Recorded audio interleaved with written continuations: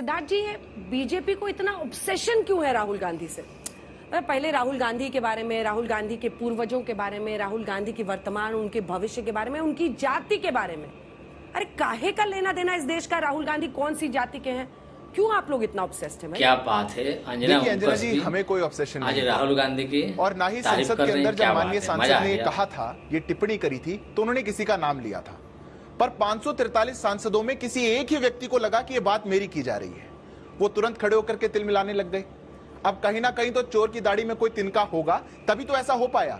और इसीलिए जब ये सोचा जाए कि ये पूरा कास्ट सेंसस, जातिगत जनगणना, ये सारी जातियां, ये ख्याल राहुल बाबा के मन में कब आया होगा?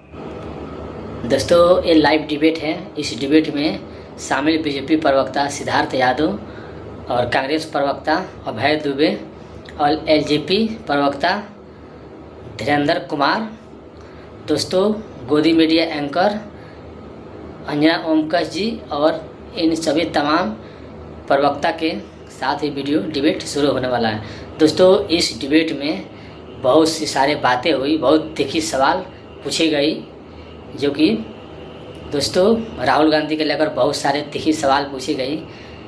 दोस्तों, बीजेपी प्रवक्ता सिद्धार्थ यादव पूरा भड़क गए सवाल पूछने पे। दोस्तों, वहीं कांग्रेस के प्रवक्ता अभय दुबे, इन्होंने बहुत सटीक, बहुत चिल्लाए, बहुत तंज कसा। तो दोस्तों, ये वीडियो बहुत मज़ेदार और बहुत कुछ सीखने को मिलेगा इस वीडियो से। दोस्तों, इस वीडियो को पूरा और लास्ट तक देखें। दोस्तों, ऐसा ही डिबेट आप लोगों को पसंद है दोस्तों, तो अभी तक दोस्तों के बाद शेयर भी जरूर करें। दोस्तों, मेरा नाम अभिलाष और आप लोग देख रहे हैं नमस्ते न्यूज़ इंडिया 07। दोस्तों, चलिए वीडियो को पूरा और लास्ट तक देखें। मन में कब आया होगा? 2023 से पहले तो हम उनके मुंह से नहीं सुनते थे। 2019 का चुनाव तो उन्होंने जाति जनगणना के नाम पे नहीं लड़ा, 14 भी नहीं लड़ा। 50 चुनाव उनके नेतृत्व में कांग्रेस पार्टी हार गई, कभी उन्होंने जाति की बात नहीं करी। पर ये जो हथियार है, ये 2023 में उनके हाथ में आया। और कोई भी बात अगर किसी नेता के द्वारा बोली जाती है तो उसके कुछ तो आधार हो सकते हैं। या तो कोई हिस्ट्री होगी कि उनकी पार्टी की, उनके पहले उठाने की, पार्टी की कोई पॉलिसी होगी, या परिवार की कोई बात होगी। अब परिवार में तो पढ़नाना पत्र लिखा करते थे सभी मुख्यमंत्रियों को कि अगर इस देश में दलितों का आरक्षण दे दिया गया तो ये क्वालिटी घट जाएगी देश की। उनकी दादी कहा करती थी, ना जात पे ना पात पे मोहर लगेगी हाथ पे। उनके पिताजी कहा करते थे कि ये पिछड़े वर्ग वाले बुद्धू हैं। जब परिवार की ऐसी हिस्ट्री है तो ख्याल उनके मन में नहीं आ सकता। अब पार्टी की नीति भी ऐसी नहीं रही। पार्टी की नीति तो एमयू से, जामिया से आरक्षण छीनने वाली रही। पार्टी की नीति तो कर्नाटक में, तेलंगाना में आरक्षण छीनने वाली रही। पार्टी की नीति तो काका कालेलकर कमीशन को रोकने वाली, मंडल कमीशन को रोकने वाली, एनसीबीसी को अधिकार ना देने वाली। फिर क्या ऐसी बात है कि राहुल गांधी को 2013 के बाद लगा, 2023 के बाद लगा कि मुझे बात उठानी चाहिए? अंजना जी, मैं मानता हूं ये बहुत बड़ा एक षड्यंत्र है जो कांग्रेस पार्टी और पूरी इनकी जो जमात एक है, इकोसिस्टम जो है, ये उसको लड़ रहा है। एक डिवाइड एंड रूल करने आए थे ईस्ट इंडिया पॉलिसी वाले। 2000 किलोमीटर दूर से ये इटली मम्मी सन पॉलिसी जो आई है, ये जो कंपनी आई है, इन्होंने इस देश को कहीं ना कहीं विभाजन करने की बात करी। और मैं 10 सेकंड लूंगा क्यों ऐसा ख्याल आया। क्या ओबीसी का, पिछड़े का, एससी एसटी का ख्याल तभी आया जब इस देश में एक ओबीसी वर्ग का प्रधानमंत्री आया। वर्षों से भारतीय जनता पार्टी और संघ के लिए नैरेटिव चलाते थे कि ये पिछड़ा विरोधी हैं, और फिर देख के सकपका गए कि सबसे लंबा प्रधानमंत्री देने का काम पिछड़े वर्ग का अगर कोई कर पा रहा है तो भारतीय जनता पार्टी कर पा रही है। इसलिए ये कांप गए। ये इसलिए डर गए क्योंकि उनको लगा कि ये एनसीबीसी को संवैधानिक दर्जा 25 साल बाद देने वाली कोई पार्टी आई तो ये भारतीय जनता पार्टी है। इसीलिए ये लग गए, क्योंकि अंजना जी, जब 2023 में इनको लगा कि सबका साथ सबका विकास वाली राजनीति तो बहुत आगे जा रही है, ये सबको साथ लेकर चलने वाली राजनीति इस देश को परिवर्तित करके विकसित भारत बनाने की बात कर रही है। जब इस देश में लगा कि हिंदू आस्थाएं और अस्मिता एकजुट हो रही हैं, तब ये डिवाइड एंड रूल वाली पॉलिसी लेकर के आए और इन्हें सोचा इस देश को जातियों के आधार पर बांटा जाएगा। इसलिए ये लड़ाई अधिकार की नहीं है, ये लड़ाई प्रतिकार की है। और कोई भी लड़ाई जो किसी सेल्फिश मोटिव से लड़ी जाए, कोई भी लड़ाई जो षड्यंत्र के तहत पे लड़ी जाए, वो देश का नुकसान करेगी। इसीलिए अब राहुल बाबा अपनी लड़ाई में अपने चंगुल में खुद फंस गए हैं। अब खड़े हो गए, जा रहे थे सबसे पूछने, पत्रकार नहीं छोड़े, अधिकारी नहीं छोड़े, जज नहीं छोड़े, सैनिक नहीं छोड़े, कोई नहीं छोड़ा। जा रहे थे सबसे जातियां पूछने। किसी ने टिप्पणी कर दी संसद के अंदर खड़े होकर के तो तिल मिलाने लगे। मम्मी मम्मी देखो मेरे साथ क्या हुआ, मेरी जाति पूछ ली गई, अब मैं कहां जाऊंगा। अभय दुबे जी, अब आप मोर्चा संभालिए। एक सेकेंड, क्यों न कहा जाए कि आपकी पार्टी लोगों की आंखों में धूल झोंक रही है। काका काकेलकर की रिपोर्ट पर सोने वाली पार्टी, ठंडे बस्ते में डालने वाली पार्टी, मंडल कमीशन पर 9 साल तक कुछ नहीं करने वाली पार्टी आज अचानक कास्ट सेंसस पर इतनी अड़ गई है। राहुल गांधी फोटो दिखाते हैं, हलवा सेरेमनी में देखिए कोई दलित अधिकारी नहीं है। 3 राज्यों में आपकी सरकार है, उनमें से 2 राज्यों में एक आपने रेवंत रेड्डी को बनाया है सीएम, एक आपने सुखविंदर सिंह सुक्खू को सीएम बनाया है।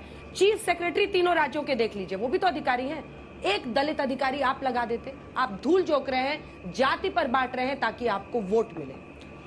अंजना जी, जब तक हम तमाशबीन बनकर इनको तालियां देंगे, ये सड़क पर गोलियां देंगे, सदन में गालियां देंगे, ये बदलकर भेष रखते हैं, अब अनुराग भी राग और द्वेष रखते हैं। कितनी शर्मनाक बात है। ये सवाल जात पूछने का नहीं था, ये सवाल आजाद भारत के इतिहास में किसी जीते हुए प्रतिनिधि के बेहुदा और बेशर्मी वाले तरीके से गाली देने का था। उन्होंने जात नहीं पूछी, उन्होंने कहा कि इनकी जात का अता पता नहीं। अर्थात राहुल गांधी की जो शहादत की विरासत है उसको गाली दी, उनके मां बाप को गाली दी। ये गाली देने का प्रश्न था, ये जात पूछने का प्रश्न नहीं था। आप उनके नाना पर प्रश्न चिन्ह खड़ा करते हैं। जानते हैं आजाद भारत के इतिहास में 1951 में पहला संविधान संशोधन कौन सा हुआ? पहला संविधान संशोधन हुआ आरक्षण को लेकर, जब तमिलनाडु की अदालत में चंपक दुरई राजन नाम का एक मुकदमा लगा, क्योंकि हमारे आर्टिकल 46 में ये अधिकार राज्यों को दिए गए थे कि वो आर्थिक और सामाजिक अन्याय के खिलाफ आरक्षण को आकार देंगे। जब आरक्षण को आकार दिया गया तो ये अदालत में पहुंच गए लोग। उन्होंने कहा आर्टिकल 15 जो जाति के आधार पर, धर्म के आधार पर विभेद की अनुमति नहीं देता, तो ये फंडामेंटल राइट के अगेंस्ट है। लेकिन पंडित नेहरू ने आर्टिकल 15(4) एक संविधान का संशोधन कर दिया और कहा कि नहीं, समाज के अंतिम पंक्ति के लोगों को आरक्षण देना अनिवार्य है। काका कालेलकर की कमेटी का प्रश्न खड़ा करती है अंजना जी। मैं पूछना चाहता हूं भारतीय जनता पार्टी से कि क्या वो सहमत है काका कालेलकर की रिपोर्ट को लागू करने के लिए? उस समय पंडित नेहरू को यह संदेश दिया गया कि जो शिवदयाल चौरसिया दी थे काका कालेलकर कमेटी के, उन्होंने 85 पन्नों का एक डिसेंट नोट दिया था। उन्होंने कहा था कि यह समिति इस बात की सिफारिश करती है कि आरक्षण आर्थिक आधार पर दिया जाए, पिछड़ों को जाति के आधार पर नहीं दिया जाए। पंडित नेहरू ने एक लाइन में उस प्रस्ताव को खारिज कर दिया। बात आती है मंडल कमीशन की, तो इंदिरा गांधी जी पर आरोप लगाते। 2 बार मंडल कमीशन का कार्यकाल इंदिरा जी ने बढ़ाया, जिस पर बधाई मंडल कमीशन बीसी मंडल साहब ने, और इंदिरा गांधी जी की शहादत हो गई, इसलिए वो लागू नहीं हो पाए। पिछड़ों को आरक्षण का प्रश्न है तो सोनिया गांधी जी ने अग्रणी भूमिका ली। 2007 में उच्च शिक्षण संस्थानों में ओबीसी को आरक्षण देने का काम शैक्षणिक संस्थानों में सोनिया गांधी जी के द्वारा किया गया। प्रधानमंत्री जी, आप अग्रणी भूमिका लीजिए। क्यों जनगणना नहीं कराना चाहते? जातिगत जनगणना 2011 में कांग्रेस पार्टी ने कराई थी, क्यों छुपा लिया गया उस रिपोर्ट को? हमने कहा था जिसकी जितनी आबादी उतना हक। 2011 के सेंसस हमने जातिगत जनगणना कराई।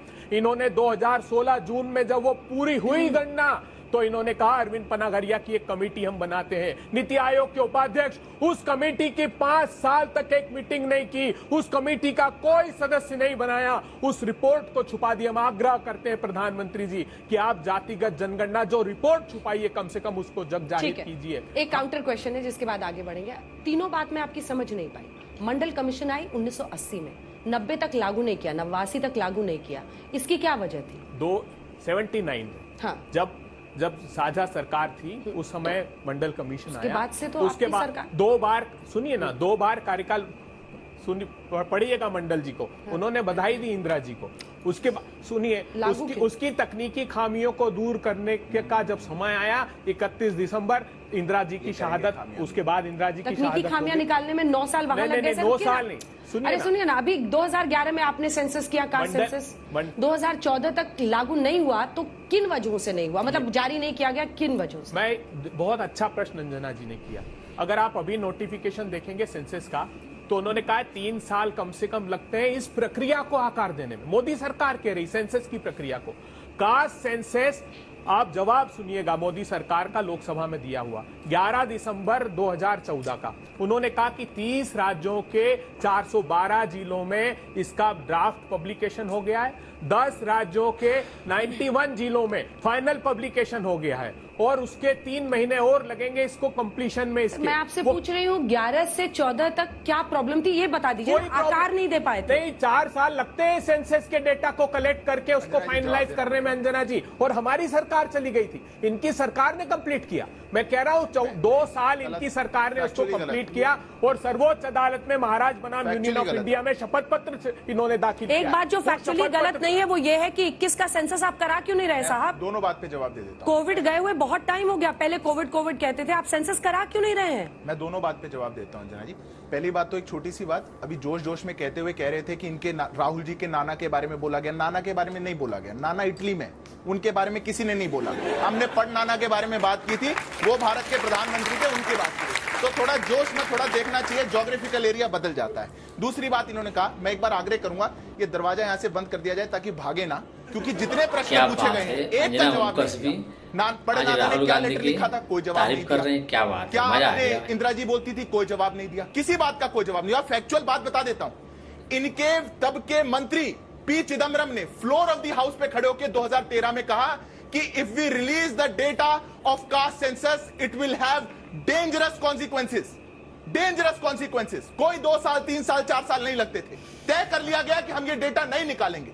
कर्नाटक के अंदर हुए 6 साल हो गए, सरकार इनकी क्यों नहीं निकाल रहे? आप निकाल देते, 10 साल हो गए तो होता होगा। अरे 10 साल हो गए, क्यों नहीं जारी किया? ये जो पॉलिसी है, जितने साल हो गए उस सेंसस को, आपने आज तक क्यों नहीं जारी किया? बीच में नहीं बोला था। संजना जी ने पूछा, मैं एक बात बोलता हूं, जितनी बातें अभी कही एनसीबीसी को लेकर के, जनगणना नहीं कराई, एनसीबीसी को लेकर के, कास्ट सेंसस को लेकर के, आप अगर ये जवाब देके यहाँ से चले जाए तो मैं मान जाऊंगा, भागेंगे बिना जवाब दिए। अच्छा रुकिए, अब चीफ सेक्रेटरी पे बता दीजिएगा सर, 3 राज्यों में आपकी सरकार है, आप अधिकारी राहुल जी फोटो दिखाते हैं, आप क्यों नहीं किसी SC ST को चीफ सेक्रेटरी बनाते हैं? तीनों राज्यों में जहां आपकी सरकार है।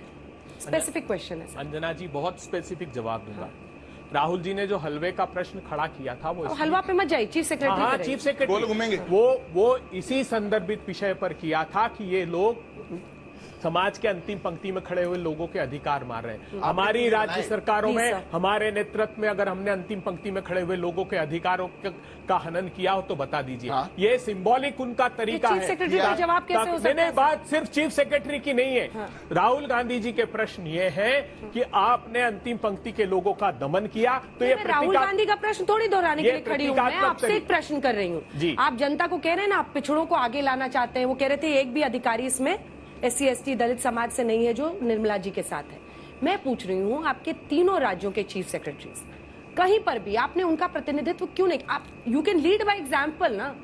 नहीं, देखिए चीफ सेक्रेटरी का अपॉइंटमेंट तो सीनियर मोस्ट के आधार पर किया जाता है।